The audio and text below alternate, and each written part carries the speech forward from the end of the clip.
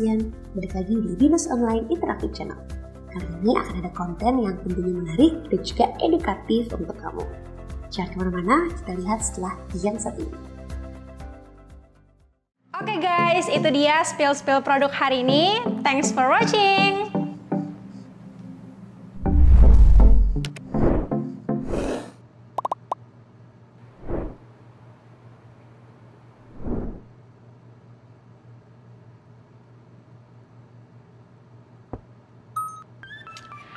Guys, jadi aku mau jelasin ke kalian kalau aku itu kuliah di Binus Online. Kuliah di Binus Online itu benar-benar fleksibel banget. Aku bisa langsung menggeluti bidang yang aku suka, tapi nggak lupa juga sama kuliah. Kita bisa memilih mata kuliah sendiri melalui sistem modular.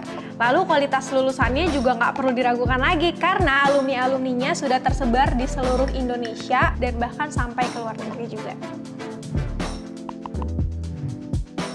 Oke, jadi Binus Online sudah mendapatkan 5-star dari QS World University Ratings dan sudah ada 5 jurusan. Yang pertama ada Business Management, Teknik Industri, Teknik Informatika, Sistem Informasi, dan kelima ada Akuntansi. Jadi, buat yang mau kayak aku, yuk daftar Binus Online sekarang.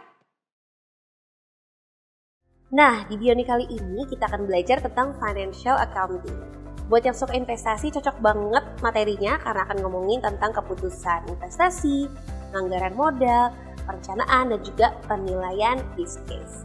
Yuk kita langsung saksikan, check it out.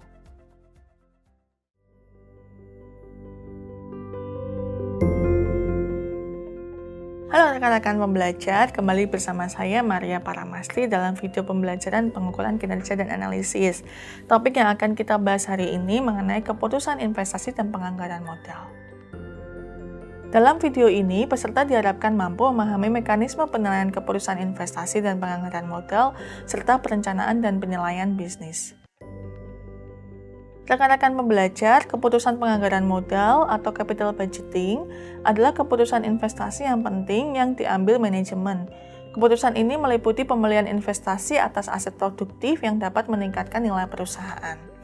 Teknik penganggaran modal atau capital budgeting membantu manajemen melakukan analisa secara sistematis mengenai peluang potensial untuk membantu menentukan investasi mana yang layak diambil oleh perusahaan. Adapun ketentuan dasar mengenai penganggaran modal itu adalah manajer harus memahami konsep cost of capital, yaitu tingkat pengembalian yang disyaratkan atas investasi modal yang telah dilakukan, serta harus memahami capital rationing, yaitu pilihan investasi terbaik yang harus diambil bagi perusahaan yang memiliki modal yang terbatas. Metode untuk melakukan penghitungan atau evaluasinya itu yaitu dengan penghitungan NPV atau Net Present Value dan juga Payback Period. Rekan-rekan belajar salah satu metode untuk evaluasi keputusan investasi adalah menghitung Net Present Value. Net Present Value atau NPV adalah metode untuk melakukan evaluasi proyek investasi modal dengan cara mengukur perbedaan antara biaya yang dikeluarkan untuk investasi tersebut dibandingkan dengan nilai sekarang dari arus kas yang diharapkan atas investasi tersebut. Ketika NPV hasilnya positif, maka proyeknya diterima. Namun jika NPV-nya negatif, sebaliknya proyeknya ditolak atau tidak dilakukan. Berikut ini merupakan langkah-langkah dalam penghitungan NPV, yaitu yang pertama, rekan-rekan harus menentukan kos awal atau biaya awal yang dikeluarkan dari proyek investasi yang akan dimulai. Kemudian menghitung estimasi arus kas masa depan dari proyek selama umur yang diharapkan. Lalu yang ketiga adalah menentukan risiko proyek dan mengestimasi cost of capital.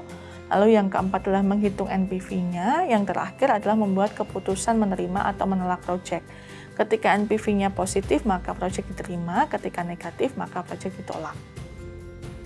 Nah, berikut ini merupakan rumus dari penghitungan NPV yang dapat rekan-rekan lihat pada tampilan berikut ini. Jadi, NCF0 itu adalah kos awal yang dikeluarkan oleh perusahaan untuk memulai sebuah proyek atau investasi. Kemudian NCF1 itu adalah expected cash flow, yaitu arus kas yang diprediksikan akan diterima di tahun pertama.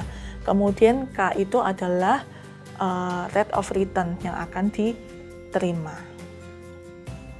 Teknik selanjutnya yang dapat digunakan adalah dengan menghitung payback period. Payback period merupakan periode waktu yang dibutuhkan untuk memulihkan kos awal project. Lebih gampangnya adalah berapa lama waktu yang dibutuhkan perusahaan untuk balik modal.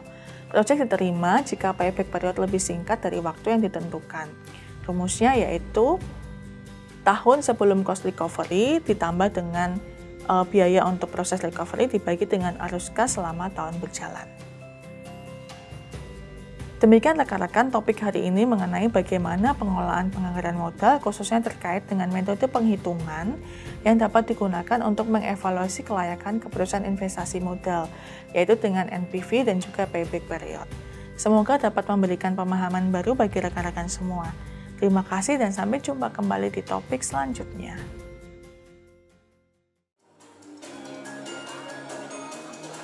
Guna mempererat hubungan seluruh Binusia dan menciptakan sinergi, Binus University untuk yang ketiga kalinya menggelar Alumni Gathering Wisuda 70 Binus Online di Binus University at Kemanggisan, Kampus Anggrek.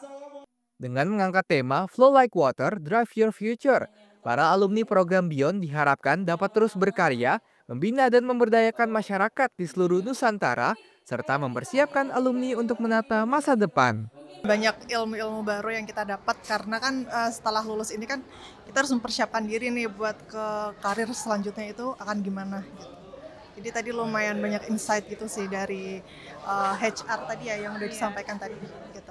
Sama seru banget sih bisa ketemu teman-teman, kan selama ini kita kuliahnya secara online ya, terus jadi ngelihat secara langsung teman, dosen, dan itu berkesan banget sih.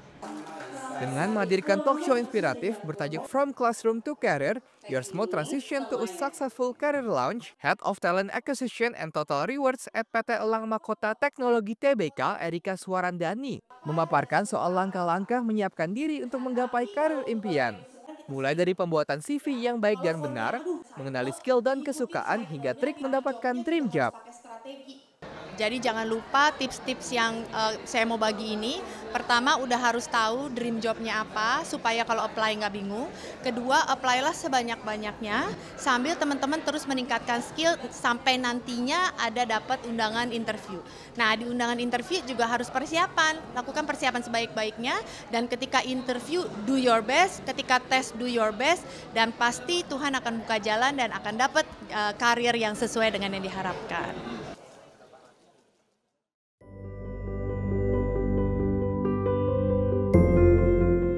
Halo rekan-rekan semua, kembali bersama saya Maria Paramasti dalam video pembelajaran pengukuran kinerja dan analisis. Topik yang akan kita bahas hari ini yaitu mengenai perencanaan dan penilaian sebuah bisnis. Dalam topik ini, peserta diharapkan mampu memahami mekanisme penilaian keputusan investasi dan penganggaran modal, serta perencanaan dan penilaian bisnis. Rekan-rekan pembelajar, saat akan memulai sebuah bisnis tentunya ada banyak hal yang harus diperhatikan. Yang pertama adalah motivasi atau alasan membuat bisnis tersebut. Lalu yang kedua adalah bisnis apa yang akan kita bangun. Kita harus memikirkan mengenai produk atau jasa yang harus dijual, pemilihan pangsa pasar, strategi penjualan, pendanaan, kebutuhan aset, rekrutmen karyawan, dan juga strategi pemasaran. Yang ketiga adalah bagaimana memilih bentuk organisasi yang tepat, apakah perusahaan perseorangan, perusahaan partnership, ataupun korporasi. Dasar dari perencanaan bisnis yang telah kita sebutkan sebelumnya tadi merupakan didasari sebuah rencana bisnis yang baik, yaitu roadmap bisnis kita agar bisnis kita selalu bertumbuh. Rencana bisnis merupakan alat untuk yang pertama meningkatkan modal perusahaan, yang kedua membantu pengusaha menyusun goals atau tujuan perusahaan, yang ketiga juga berfungsi sebagai alat evaluasi dan kontrol kinerja perusahaan. Terakhir, rencana bisnis merupakan bentuk komunikasi gagasan pengusaha ke manajer, direktur, customer, dan supplier, serta pihak lainnya. Rencana-rencana bisnis berisi poin-poin penting, salah satunya adalah executive summary atau ringkasan dari pihak-pihak eksekutif, kemudian overview dari perusahaan, gambaran perusahaan, kemudian deskripsi produk dan jasa, analisa pasar, aktivitas pemasaran dan penjualan, bagaimana proses operasional bisnis, tim manajemen atau anggota manajemen bisnis, dan struktur kepemilikannya, kemudian mengenai perencanaan kebutuhan modal dan alokasi penggunaan modalnya, financial forecast atau prediksi keuangan di masa yang akan berjalan, kemudian informasi pendukung yang mendukung proses analisa sebuah bisnis. Rekan-rekan pembelajar, nilai suatu bisnis ditentukan oleh besarnya arus kas yang diharapkan akan dihasilkan dan juga waktu arus kas tersebut akan diterima dan kemungkinan arus kas tersebut akan direalisasikan. Ada 3 kategori pendekatan penilaian bisnis, yaitu yang pertama pendekatan biaya, yang kedua pendekatan pasar, dan yang ketiga pendekatan pendapatan. Pendekatan biaya meliputi replacement cost atau cost yang digunakan untuk menilai aset individu dalam bisnis ketika mereka diasuransikan. Analisis ini biasanya digunakan untuk keputusan apakah akan membeli dari luar ataupun membangun sendiri sistem ataupun produk tersebut. Semua cost itu harus diperhitungkan pada analisis ini, termasuk juga keputusan waktu arus kas, di mana bisnis ini seharusnya harus menghasilkan arus kas dalam waktu yang cepat. Lalu pendekatan biaya yang kedua adalah adjusted book value, yaitu meliputi penyajian kembali nilai aset untuk mencerminkan nilai pasar wajarnya. Di sini nilai total bisnis didapatkan dengan menjumlahkan nilai pasar wajar dari aset-aset yang dimiliki perusahaan. Nilai operasional bisnis harus lebih besar daripada nilai total dari pasar aset. Yang kedua adalah pendekatan pasar untuk mengukur penilaian bisnis. Dengan cara yang pertama multiple analysis, yaitu menggunakan harga saham bersama dengan data akuntansi untuk memperkirakan nilai perusahaan. Salah satunya adalah dengan menghitung price earning ratio. Lalu yang kedua adalah transaksi analisis, yaitu menggunakan informasi mengenai total transaksi atas keputusan penggabungan usaha atau akuisisi usaha untuk memperkirakan nilai perusahaan yang dimiliki. Lalu pendekatan yang selanjutnya adalah pendekatan pendapatan, yaitu menggunakan rumus future value yang dapat teman-teman lihat pada tampilan berikut ini. Demikian topik hari ini mengenai perencanaan dan penilaian bisnis. Saya berharap dapat menambah di pemahaman baru bagi rekan-rekan pembelajar, khususnya mengenai pengukuran kinerja, baik itu keuangan maupun non-keuangan. Selamat belajar dan sampai jumpa di video pembelajaran yang lainnya. Gak cuma topik menarik tentang investasi yang tadi udah daging banget nih, isinya penuh insight banget, ada juga update seputar Binus Online.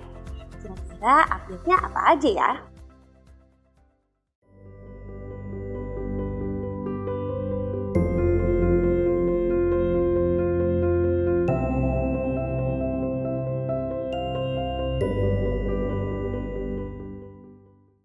Oke Binusian, segitu dulu Bionik kali ini. Semoga insightful, semoga bikin kamu makin tahu banyak hal lagi ya.